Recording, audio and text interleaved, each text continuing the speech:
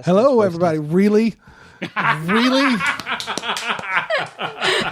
Hello, and welcome to the podcast that discusses all things gaming. Coming to you from the home of Indie PopCon, Gen Con, and the gaming capital of the world, we are the Established Facts.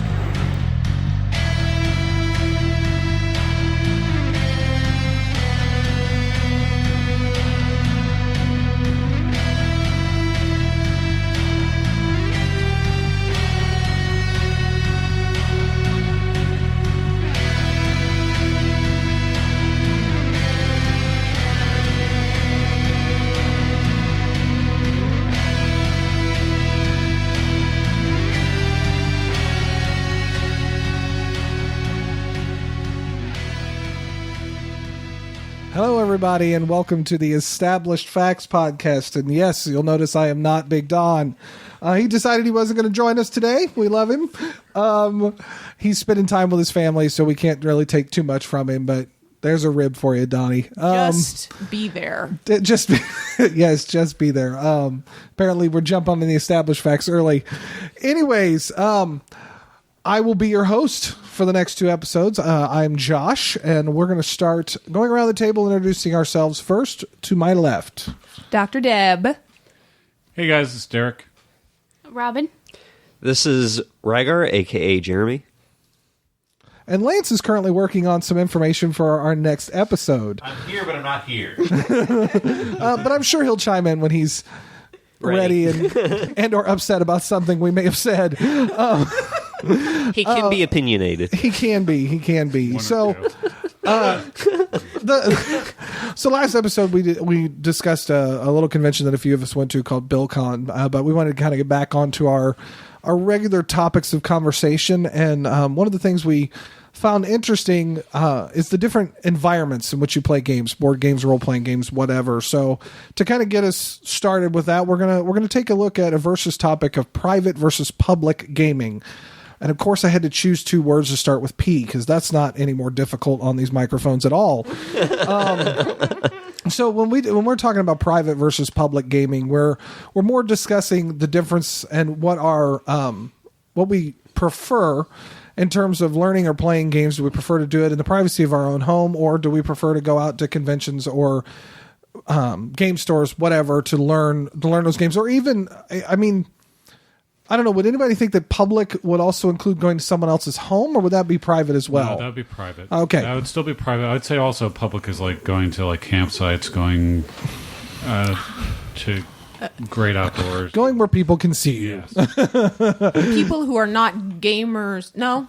People who are not part of your inner circle gamers can see you. Yeah. Gaming in the military? That would also be public. That would be public. Okay. I would count that public. Yeah, that's what I was thinking too. Okay. Well, then why don't we start with my lovely wife, Dr. Deb?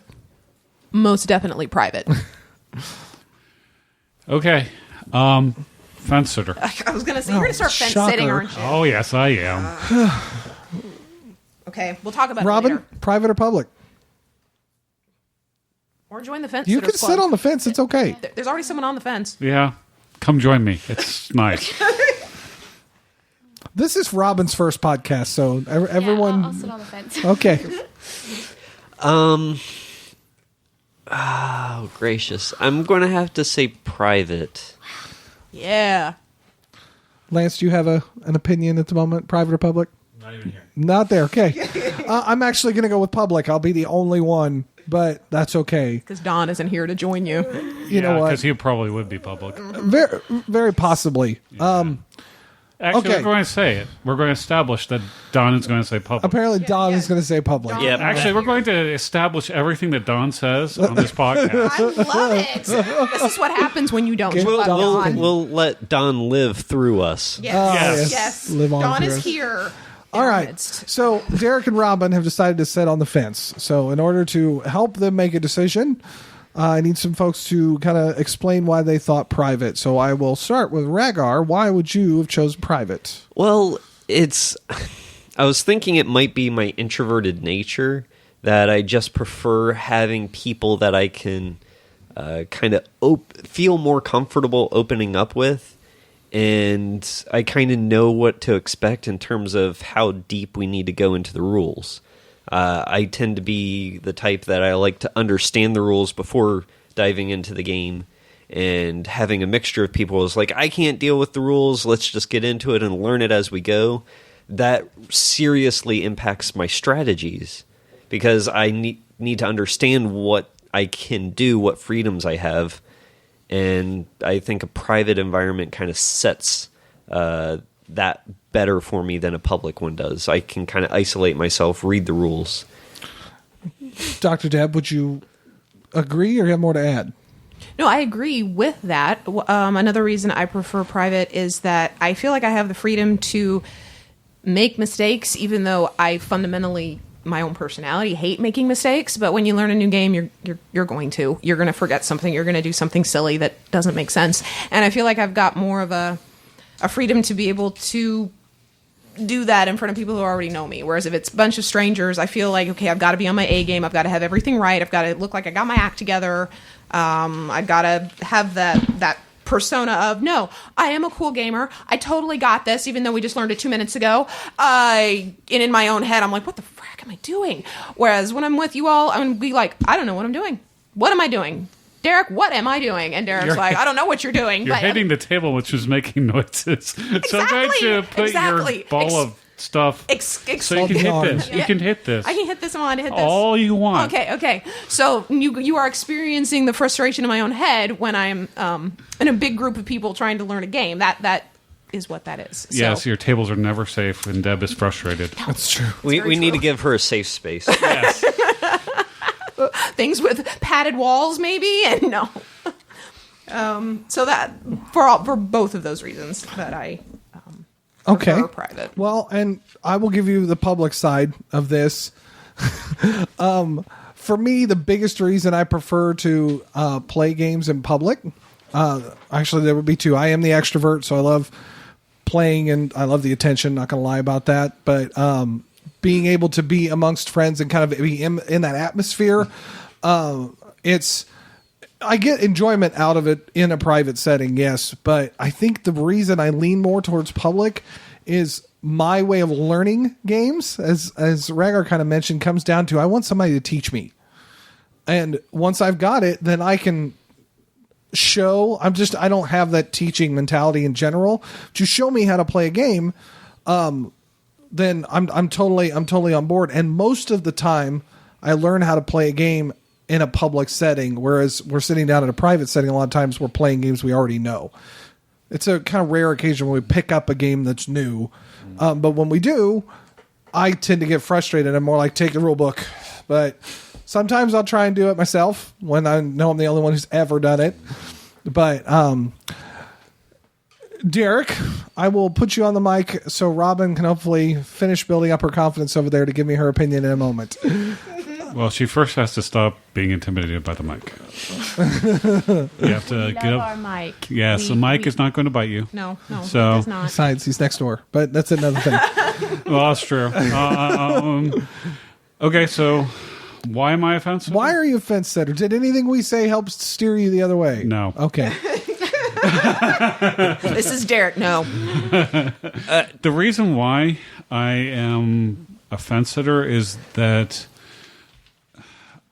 I just like to game. Depends on the day. It does depend on the day. But like at conventions, I like going to conventions because I can try new things. I can meet new people. Even though I'm an introvert, it's an activity. So therefore, it's easier for me to interact with people. Mentally preparing yourself. Yeah. The home game allows me to go deep into storylines if I'm doing RPGs, or if I'm doing the adventure card game. It's something that I can do that if there's like long games, or if there are games that require multiple seatings and that sort of thing, then yes, I like the private aspect of that. It's really going wide or going deep. So going wide is I can try new things, new games, or I can public, and then I can delve deep into games going private. Okay, Robyn. I was almost thinking the opposite of that, actually. Where you learn the game better or start to learn it at home, and then and then take it outside to get a bigger perspective and kind of. Yeah, you can. So it would be easier for you to learn at home, right? Make sure you have the basics spot on, because I guess that's part of my problem too. Is I don't want to mess things up, right? So amen, sister. So it's from the very get go, build that foundation that. There can be some intimidation when you are with strangers and trying to learn a game. That is definitely a true statement, as Jeremy would say. I'm nodding my head furiously. I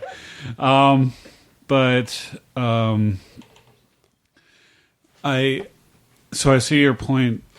What I've learned, though, with gaming with people is that in your home groups, they tend to not learn new games, like Josh says.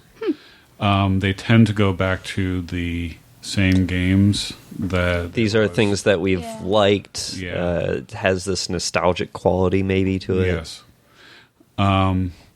So it's one of those things where I understand, and Jeremy can definitely teach you new games just privately with your own groups.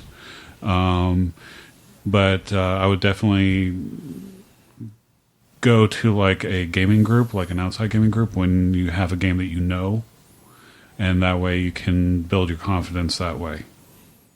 So, and then once you've built your confidence gaming with people that you don't know, then you can go to the next level and try a new game or a new system with strangers. Maybe it's a game that Jeremy hates and you want to try it. So there's a lot of them. There's a lot of them. Oh wow, already? Nice. No, games I hate. Oh, games you hate? Yeah. Well, yeah, I know. You just there's lots of hate there. So, yeah. So that's something that makes sense. May help you along there. Yeah. Well, so Lance, while he's continuing to work on the trivia, handed me over another way to kind of view this public and private topic. So I want to kind of get opinions on both phrases, but I'll say both phrases and then take one at a time. People will play archetypical characters in public games versus losing themselves in characters in private games. Absolutely. To add a little explanation to that, archetypical would be something like a warrior, a thief, very isolated to those core classes. Well, why do you think that is? I mean, if we're saying in public, you don't have a lot of prep time. If we're talking con games, you have no prep time. So, and you have no investment into the character either. There might be something tied into what Robyn was experiencing as well, in terms of you're less comfortable going outside of that. What I know, role playing. Okay. Now I'm going to get deep. Let's do it. This is private. This is private that only 400 Facebook listeners listens to. By the way, thank you for 500 likes. 400 likes. You were hoping up those 500. Yeah, we got 400. We'll start the countdown soon. Sure. Exactly. It's so when you are role playing a character, it tends to when you're getting into character, it's a form of letting go of control. You are losing yourself. It's losing yourself into the character, but you're also showing emotion, and that's typically not something that you would do around strangers. Introverts don't do it around strangers easily. I don't know if extroverts do. We'll let the only extrovert at the table say something here in a minute. But, yeah. But it's... I completely agree with you, though. Don messaged me saying that he's never had a problem just being himself. Just being himself in a game? He hasn't. All right. Yeah, that's true. That's thanks, true. Don. Appreciate that. He will cry on a dime. So, Wow. but I'm going to an example. Avatar. When she gets into a character, she will, in a private game, she will delve deep into that if she knows the group. I made her cry several times. Go team, me. Then she's really into the character. If she was at a public setting, I'm not sure that she would actually do that. I actually can say that I have proof that it did happen. Really? Yeah. The werewolf stuff? Well, no, it was, yes, she has gotten severely, really hooked to her character when it comes to her LARPing.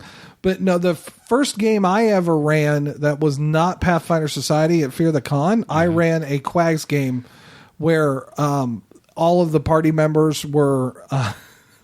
they were either pirates or ninjas, or it was the bad guys were pirates versus ninjas. Yeah, but everybody else was the other side. It was pirates versus ninjas, but they were being directed by the Doctor from the Doctor Who series. Those who don't know that or whatever. And you want to see somebody get really into a character, let them know that they're going to get to travel with the Doctor. That girl, I'd have thought made her day when she got to run off with the Doctor. Okay, here's a question. Were there strangers at the table? Yes. Deb was the only one she knew besides me. The rest of the table was strangers. That is unusual from my experience. It 100%, but it can happen. It can if happen. You pull the right heartstring. Right. I agree. But you also the other thing is that when you're going into a con game, you're handed a character. You don't know the motivation behind it because you haven't developed it. Whereas Avatar, in the games that I ran, I developed the character for her, or in the case of that Pirates versus Ninjas, she knew the Doctor. Correct. And that was something that is very strong pull for her. So it's something that Mike said to me before. He said it was a one-off that I was going to do, and he said, look, let us create our characters because then we're going to be emotionally invested in it. Otherwise, we really don't care about the characters, and that's actually, for the most part, true. So, that's why I think that it's easier to go deep into why people tend to go shallow at public games versus deep in private. Did you have anything else on it? Because so Pathfinder Society, we even did a couple episodes ago an organized versus unorganized play conversation, and Mike's statement, Mike Massey, former host of the show, about creating your own character really can provide emotional investment. I would agree, but Pathfinder Society is very much designed for the public atmosphere. It's designed as such that you can jump in and out, but you can play private. Yes. They're designed for a public environment, but I see you making the comment that, they can be private as well. Pathfinder Society can very easily be run at home. Well, it can, but you're also building your own characters. You are. That's what I thought you were getting at. When I was doing Living Greyhawk, I was deeply attached to my characters. Sure. And to the point where I made them NPCs in my world. But here's the thing. Characters in particular that we had just started playing pretty heavily in Pathfinder Society. Yeah. Up until this year, we'd only played them at Gen Con. Not even played them anywhere else but at Gen Con. For the last 5 years, we played them a couple of times at Gen Con.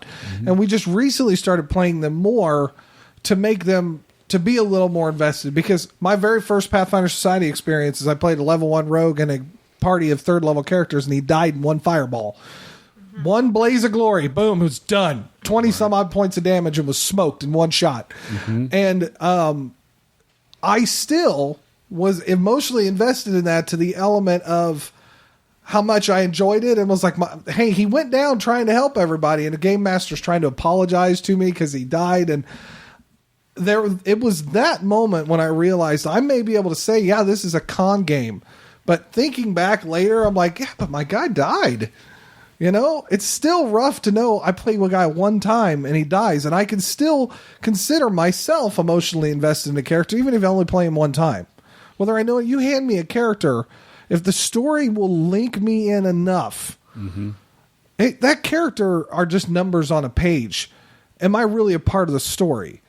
And I think that's kind of where the losing themselves in private games, maybe what it takes is making your public game important enough that you think it's private. Having a way of tying the players in more. Yeah. Public game. Sure. Marathon Rail. Yeah. That was all done in the con. Yeah. The game we've spoken many times with the Gen Con game where we met Derek. The Marathon Rail, all of those characters from that multiple year running game was definitely a public game. Yes. But we had become so invested, I didn't care where we were playing. Didn't matter what hotel room, didn't matter if we were in a giant room, a small room, didn't matter if anybody else was in the room. The hallway. Right. Yeah. In that instance, the fact that it was public is what got me in the room. The fact that it had become so important to me is what kept me in the room. So that's, I think maybe that is a big difference that kind of can be a part of this. How invested are you from a story perspective? That's role playing, but now step back and think about board games. You're not really emotionally getting invested with a character per se. You can with the adventure card game.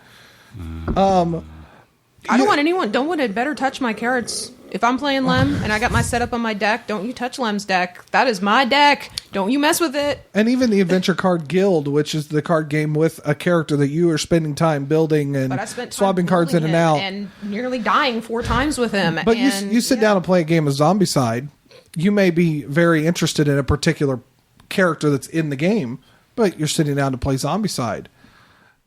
Private versus public in that situation. We're taking role playing off the table for a moment. Right. And just go to the board game element.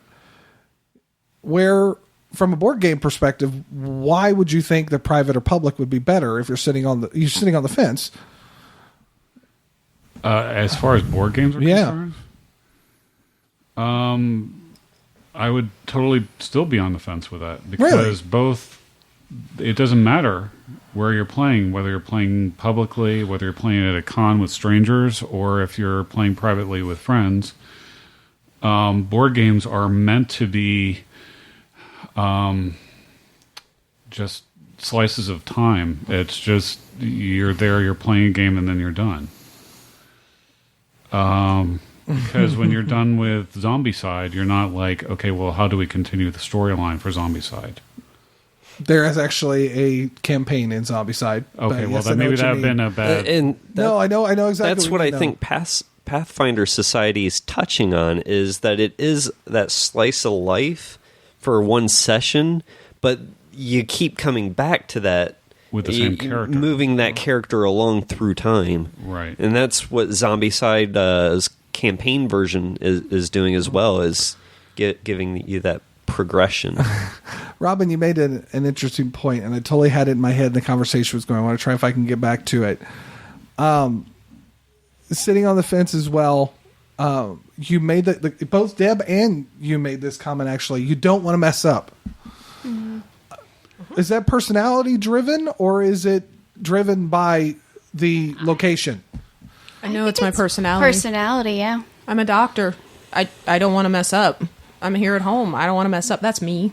So I definitely think it's personality driven for me. So I won't say that's everybody, but it's important to me that I do things correctly. I want to in my own mind and heart, I want to make sure I'm doing it correctly. I'm not cheating, but I'm playing the best game I can. Are you a perfectionist? Oh God, yes. Okay. Are you a perfectionist? In certain things, yes, but not. I wouldn't say as a whole, but I completely agree about just wanting to do it right, like that. Just yeah, but you and not cheating. I mean, I feel bad if I didn't know the rule well enough and I did something I shouldn't have done, right? Like, and I ended up doing better.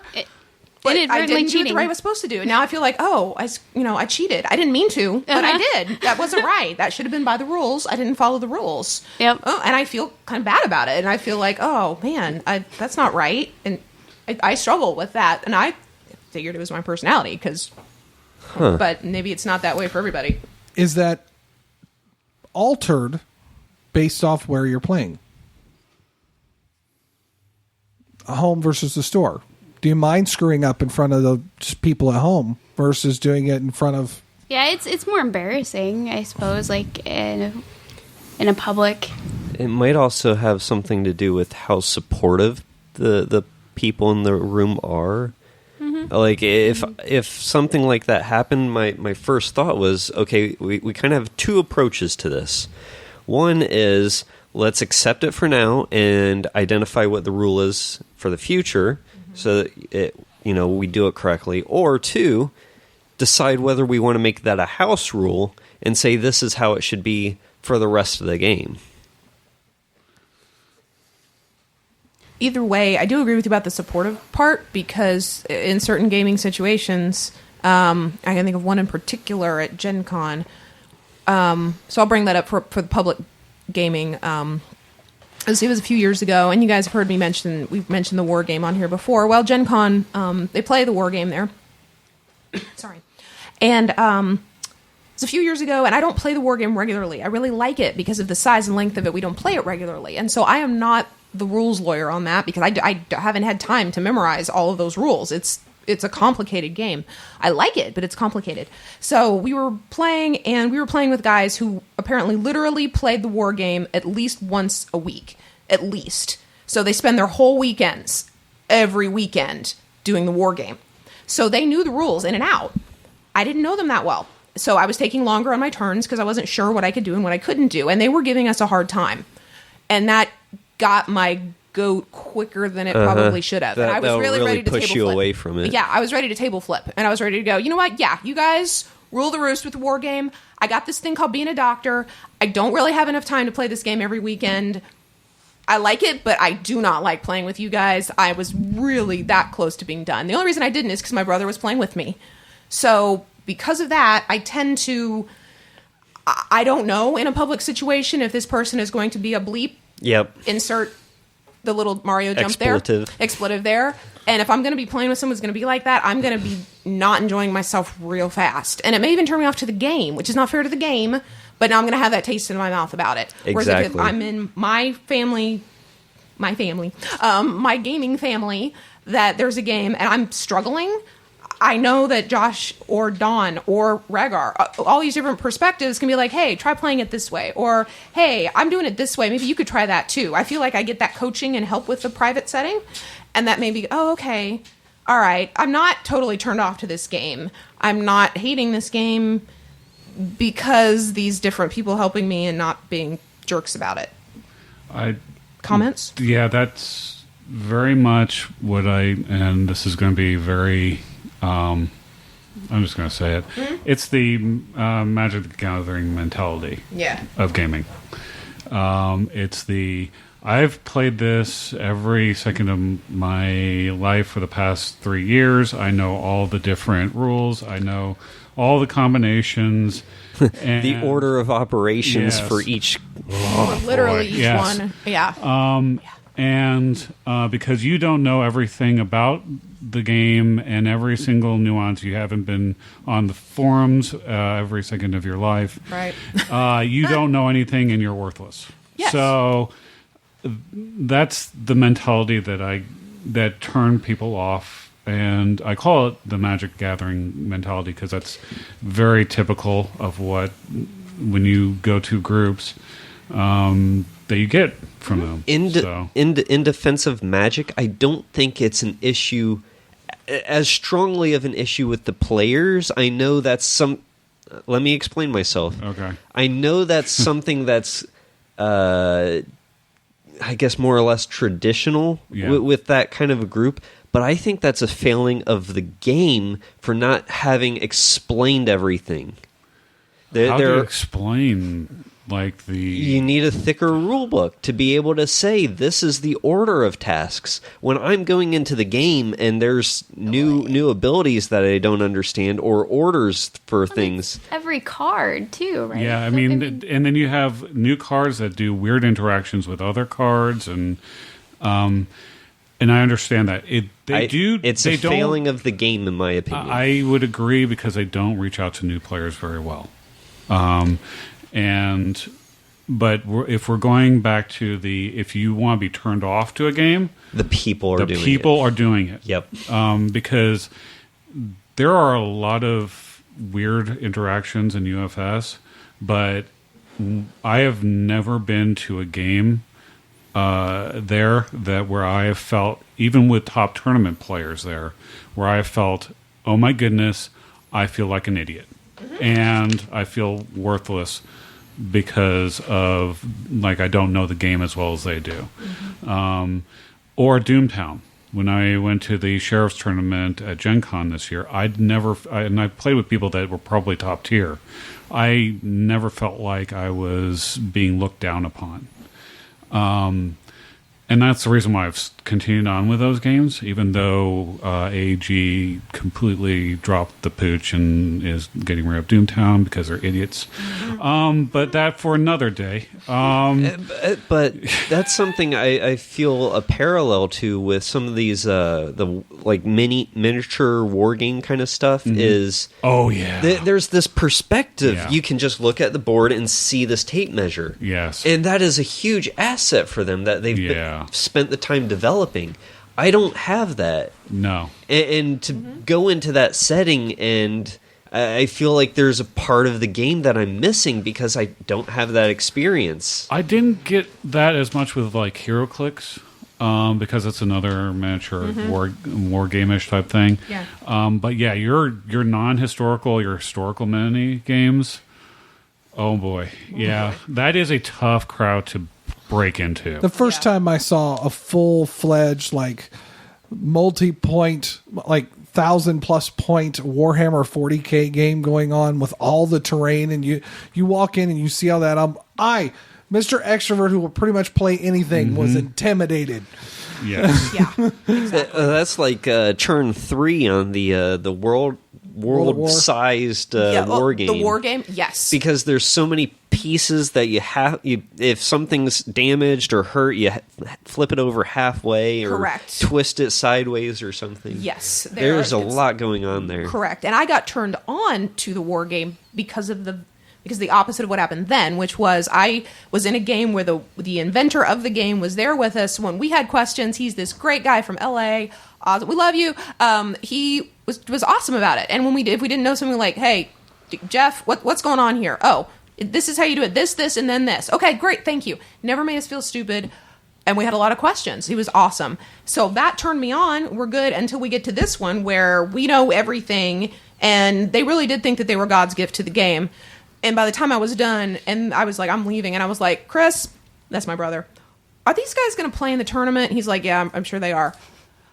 Are they going to play against Jeff and his partner who helped invent the game? And he's like, well, probably, because they normally play in the tournament too. And I was like, you have no idea how much I want Jeff to kick their insert expletive. I was like, please wipe the floor with Why is Deb the one that's cursing on this podcast? Because it made me so angry that I felt like an idiot about a game I feel like I'm dropping the ball now.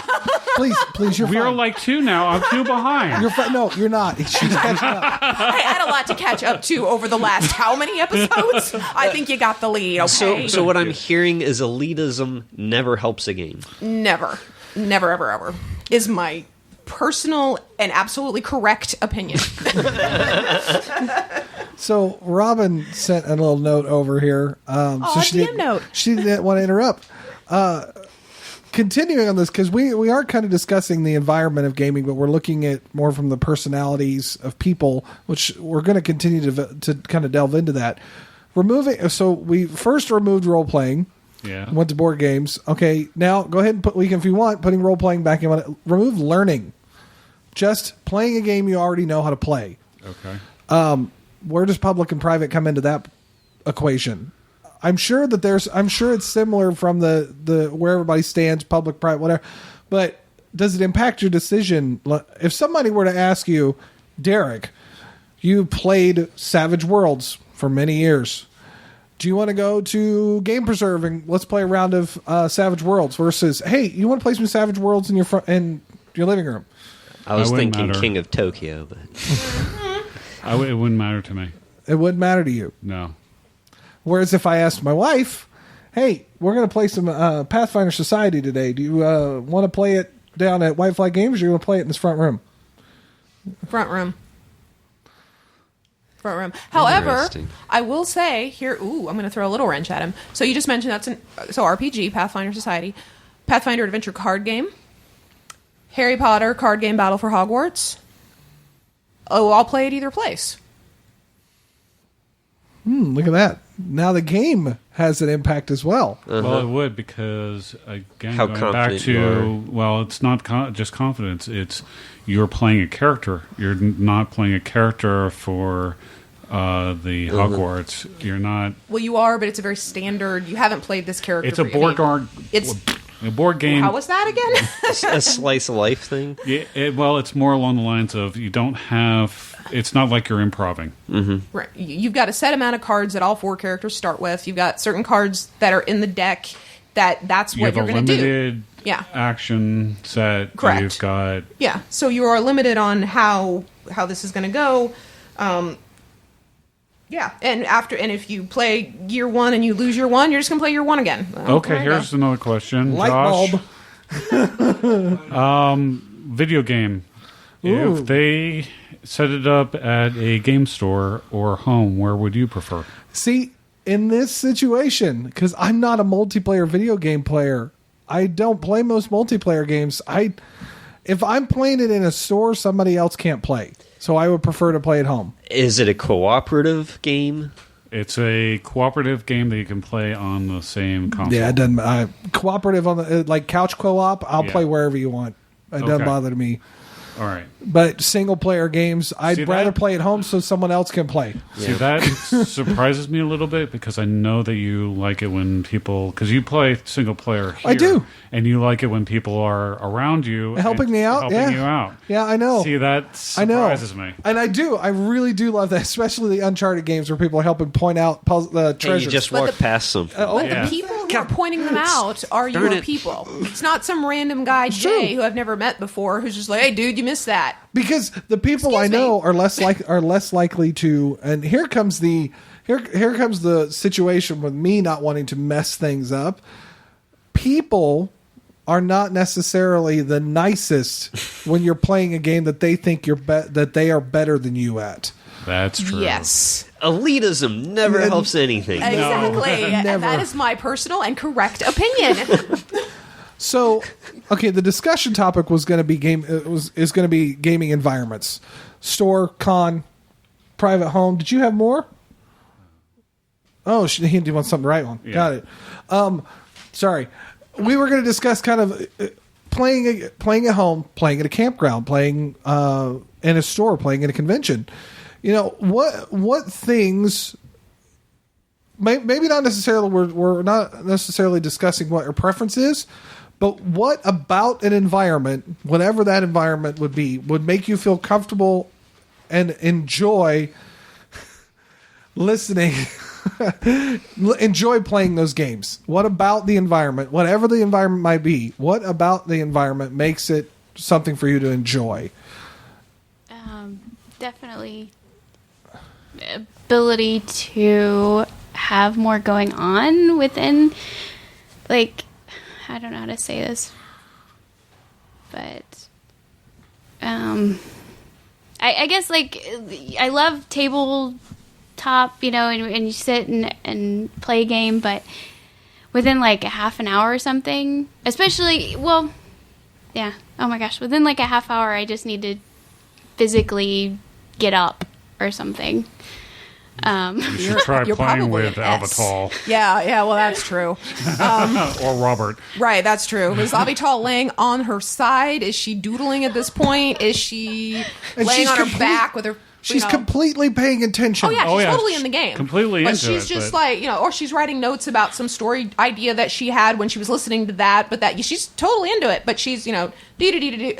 Okay. Yeah. Yeah. I am completely into this conversation. Well, I have what my if- knitting in my hand. So I'm doing something, but I'm totally into this. Well, what if that something was something more productive toward whatever game was going on, right? Yeah. Yeah. You could do something like you could have, let's say that you've got a couple people that are in a jail cell. I'm right now running for the 4 of them and the ghosts of Lance. And Dawn, because, Dawn's here with us in spirit. No, Don is the spiritual GM. He'll be our spirit animal for this little Yes. quest. Oh, yes. He is a little fox. So Jeremy and Don, who is a fox, they are in a cell with Josh, but Deb and you are right now trying to figure your way to break them out, and so you're having to pick a lock at the front gate. While I'm dealing with them trying to harass a guard, you could be playing Jenga at a separate table and doing like polls on that to determine if you are successful at picking the lock. It's similar to the dungeon Crud. Oh, yeah? I don't know if I've seen Crud. Dungeon Fighter, the board game? No, What? Gen Con.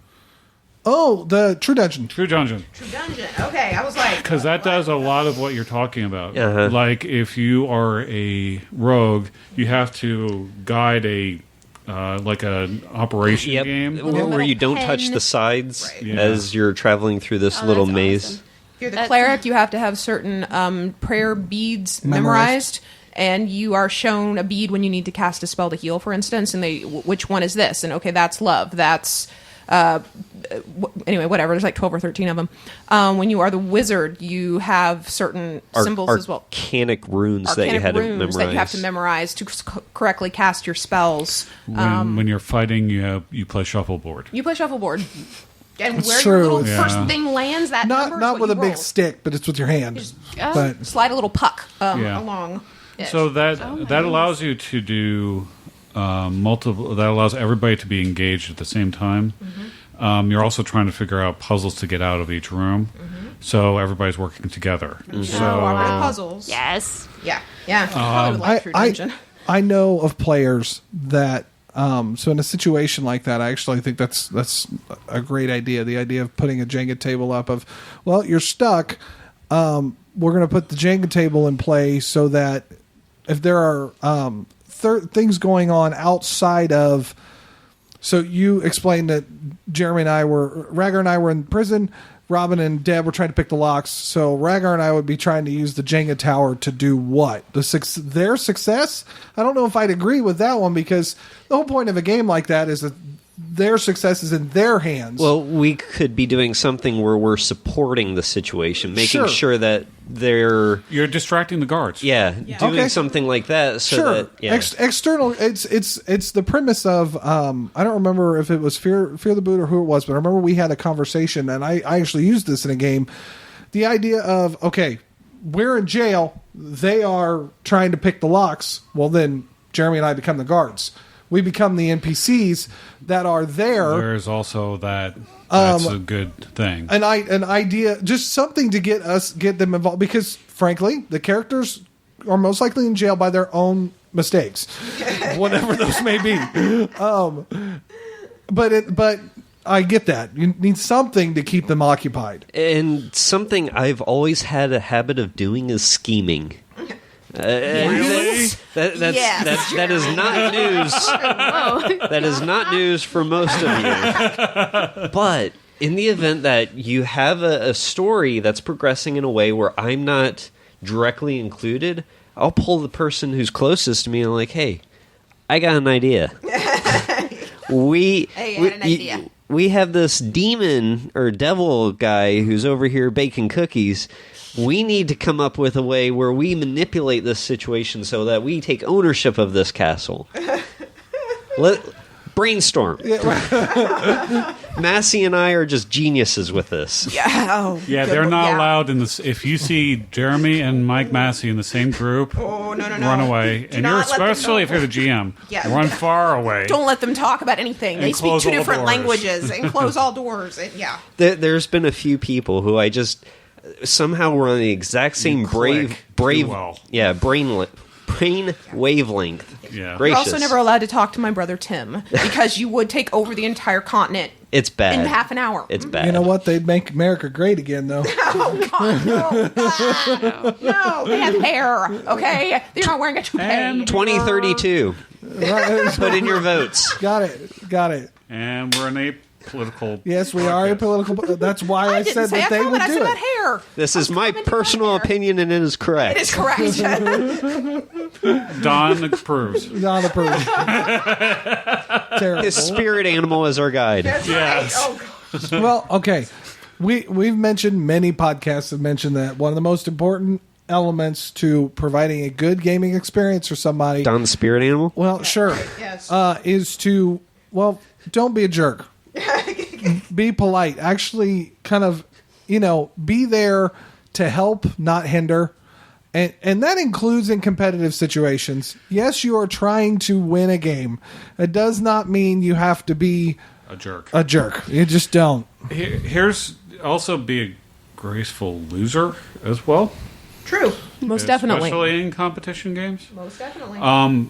But here's a thought that I wanted to throw out there is that if you like playing things like the war game or any card game, you need new people to join and play in order for that game to continue. It's great that you know every nuance of a game rule system.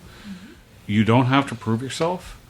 What you do have to do, though, is bring new people into the game, because if people stop playing it, then new content is not released. Tournaments are not run, and you no longer get to play that game that you like and have invested so much into. So, how do people impact your gaming experience? For even the introverts, because I'm the only extrovert currently speaking, and I know that they can make a break a game for me. Yeah, I agree. Because if people are not invested or not focusing or trying to constantly that's a big thing for me. I know it is. You're more a game master than I am. Yeah, when people I have learned with Deb that if she's on her phone, it's not because she's not paying attention. But it took me a long time to come to grips with that, because I was like, okay, am I boring her now? And if people are making jokes and interrupting the gameplay, if I'm running a game, then I get really frustrated real fast. Because I'm going to set aside the amount of prep. Okay, I'm not going to set it aside because I'm mentioning it. There's a lot of prep involved in prepping a game, especially if you're not doing a module, if you're doing your own thing. And so if people are not invested into the storyline, they need to step up and let the GM know that they're not invested into it. And we can move on to something else. We can play a board game for the rest of the night, and then we can move on to a different game the next time when they get together. But don't just start interrupting and doing outside jokes and that sort of thing. I find myself even getting frustrated in board games when that happens. Oh, me too. But also learning to step back when you have kids around all the time, and that's just part of you gotta make sure the kids are fed, changed, using the restroom. You have to go through all the things to make sure the kids are living. But I also know that we're very social gamers. We always have been. We've gotten a lot of grief at other conventions because it can take us 4 hours to play a 2-hour game. But because we're social talkers, especially when it comes to board games. But I've found that there are sometimes that the social element, if the social element is pulling you out so much that you have no idea what's going on in the game, then you need to step back in and do you really want to play the game? Yeah, like if you have to, my biggest thing, whether it's board games or role-playing games, is that I get to somebody and they say, oh, what's going on? Oh, goodness. That, Oh, boy. that makes me Nothing. go... Absolutely nothing. The world just ended. ballistic. Well, I mean, I'm almost at the point right now where I'm saying, well, nothing is going on right now. Next person. Because you're sitting there and Right, you don't know you're what's just going on. your character is sitting there and staring out in space. Right. That's what you're doing. That's what's going on. So next. And that was part of the reason why I started implementing time. Like you only have like maybe 2 minutes to do your turn in combat. Especially in more crunchy systems like Pathfinder or D&D, because it's like, okay, I'm going to now look through my entire spell list on my turn to figure out what's going on, even though I've had about 15 an hour minutes or more. Yeah. when everybody else was doing their thing, because that completely elongates an already long process. And so if you're doing that, then your character's not prepared to act in that turn. That's I think, a failing of the game. No, that's a failing of the player. In that, I wish there was a better system in place where I could see, here's what spells I have, this is the slots I can put them in. So for my they've turn... already done that. I'm going to... Oh, no. Here we go. They've already done that. If we're looking at something like D&D or Pathfinder, they already have that taken care of. I mean, it's sorcerers. Let's talk about the real funky ones, the sorcerers, where you can choose whatever spell you want, or bards. You can choose any spell you want on your turn. There are a limited number of spells that your character can choose from. And if we're playing a higher level, like 12th or 13th, or even, let's say, 15th level, you can have everywhere from 0 to like 7th or 8th level spells. Right. But there are still a very limited number in each of those slots that you can do. But I've never seen a character sheet, I guess, that divides that up, saying, here's all of the instants or reactions, and being able to group those together. Oh, you're talking about a sortable list? Yes. Yeah. Oh. Just to make it easier for me to dig through all of that, because 3-4 pages worth of spells. The typical spell turn for a spellcaster is you wait for the other characters to go, then you play your standard spell, or you do a full round if you're going to do a summoning. Well, here's an interesting element on that. It's part of the reason why, now that I've played D&D 5th edition, I can say this, why D&D went away from that pretty much altogether. Every spell is pretty much a standard action. Like, this is your attack action, it's a spell. There's not, it's going to take you 3 rounds to execute this, it's going to take a standard, or it's a quick. No, it's, if you're going to cast a spell, it costs an attack action for almost every spell that's in the book. But I think we're moving away from the point that I'm making. Yes, but his element is that you can look at a spell can be made up of a level of a spell, whether it requires a verbal, semantic, or what's the third one? Material component. It can be spell resistance or not. There's duration, 7 different range, things per spell. Range of action. Target. Is it elemental? Is it not? Is it target? That's all cool, except for when, let's say that we have all 5 of us in the room. Well, I'm the GM, so 4 of you in the room. Josh, you're a fighter. Deb, you're a cleric, obviously. Robyn, you're a barbarian. You're going to Hulk out.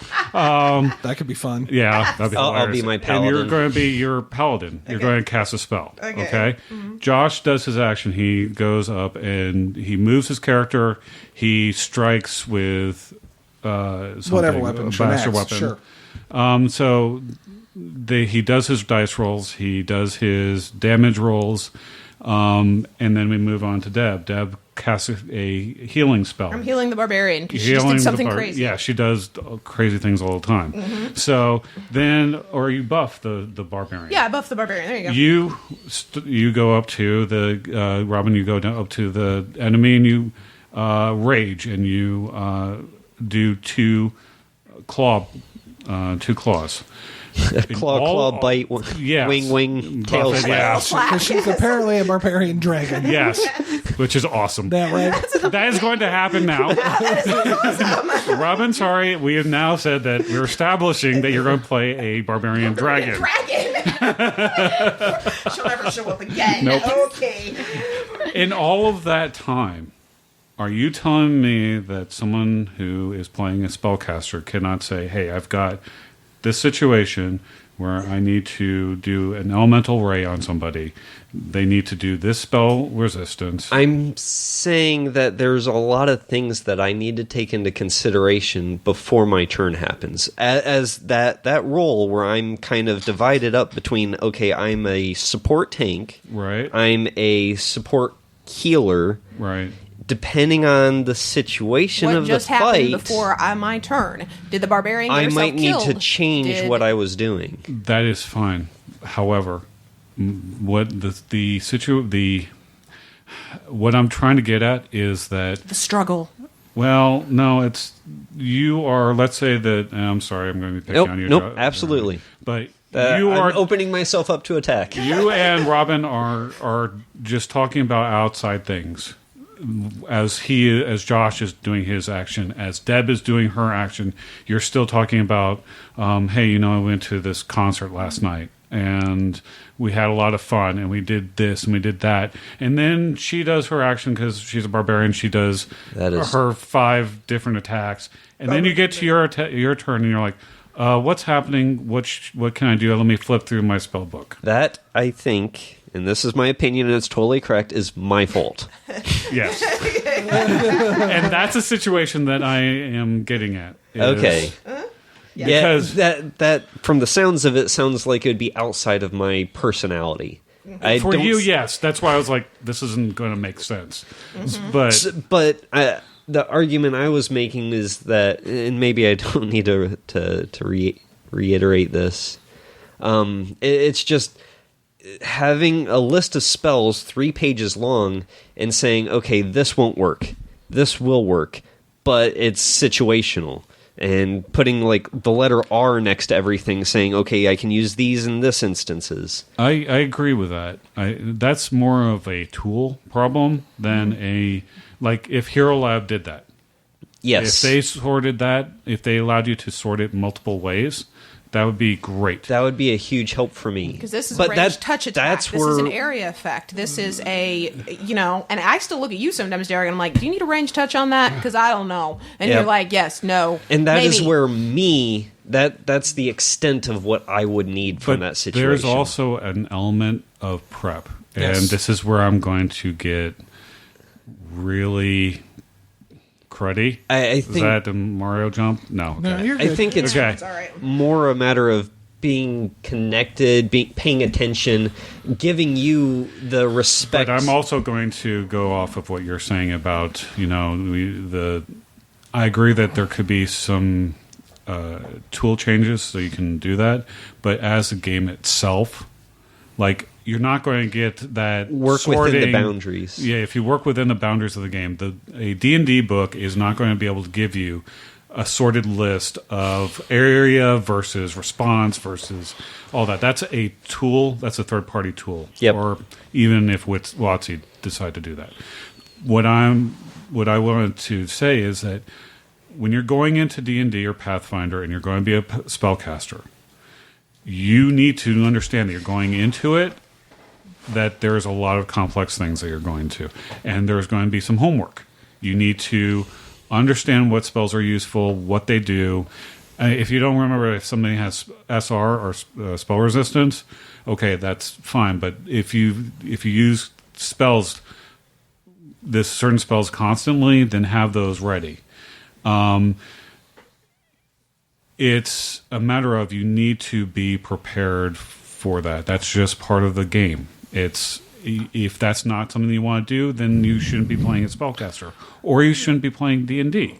Maybe you should be playing something like Savage Worlds, or if GURPS, or not GURPS. Oh boy, not GURPS. That was a not bad where you one. wanted to go. No, it's Or not Quags. Is where I wanted to Keep go. your games private until you're ready to go public. Yes. Yeah, you turn it into a business. I understand your character from the perspective of what's on the sheet. If you're doing role playing, or in some instances you're doing a board game, you're playing a particular character or role in that board game. But also understand your character from the aspect of who you are, what it is you enjoy, what you enjoy being involved in, and where you enjoy doing it. I think that was part of where this environment, I think the conversation went a little more personal than environmentally speaking, but that's okay. I think that worked out relatively well. Anybody got anything else? I mean, we're about the hour. End with the established fact. Yeah, absolutely. Actually, I do have. You do? one thing. Okay. Cheap plug time? Yeah, cheap plug Okay, time. cool. Be aware that we are going to be throwing Fear the Con 10 in June, end of June, be the 23rd through the 24th. 23rd and 24th. Yes. Yes, I believe that's right. It's weird because we also throw in there like that Thursday or whatever, but we are going to be running a crowdfunding to put it on, and it depends on how much money we raise as far as how big the con gets. Gotcha. It's going to be still held at the Brentwood Brewery, which we had a great time with DrewCon this past year. It was a great place, great venue, wonderful hotel, and we're going to stay there this next year. I don't have a date for the crowdfunder. I believe we're going to still stick with Indiegogo, but stay tuned to the Established Facts Facebook, as well as Fear the Con Facebook page as well. If you're not part of that, please do join. We've got people starting discussions there, and we'll have trivia and that sort of thing going on as well. So it will be a great time, and we hope you guys will be able to make it. That's Brentwood, Missouri, just outside of St. Louis, June 23rd and 24th of 2017. Yes. So more information definitely will coming. For those that are local, coming up really soon, KokomoCon is, I believe, October the 15th. November 5th and 6th is the Midwest Toy and Games Fest, or I know it's the Midwest Toy Festival at the Wyndham West by the airport. When is this dropping, Josh? It's dropping October 10th. That's why I don't feel too bad doing that. Hi, future. You in the future. Okay, then if that's the case, if you guys are in the Canby area, or if you guys can get to White Flag in Canby. In Mooresville. In Mooresville. Sorry, that's right. It is Mooresville. Mooresville. On the 15th at 4 o'clock in the afternoon, I will be demoing Universal Storytelling System. There you go. Hopefully we're the first podcast you listen to after Hurricane Matthew. Yes. Yes. Yeah. And hopefully you're all safe. Exactly. That's the more important thing. More important thing. Safe and dry, possibly, but safe, more importantly. Right. So, on episode 130, we established to just be there. But my wife has added an addendum. Just be there. Unless you can't. And for our new fact, which was... There is a gold mine of options. There was a gold mine of options, but Derek passed over one to me that is totally stolen from you. Yeah. I still love everything from Jeremy. Elitism never helps anything. Is that our personal opinion? No, that's Don's opinion. It's Don's opinion. Don's opinion. What was it, Don's opinion or his spirit animal? Well, it's Don's opinion, but his spirit animal form also shares that opinion. Okay. And now we know what the fox says. Yes. We've drawn a consensus, and it was correct. It was correct. It was correct. Thank you, and we'll see you next time. All right. See you guys. Bye. Cheers. Please visit us at www.theestablishedfacts.com and our Facebook page, facebook.com/theestablishedfacts. If you would like to support us by buying some merchandise, visit cafepress.com/castingrobot. Bonus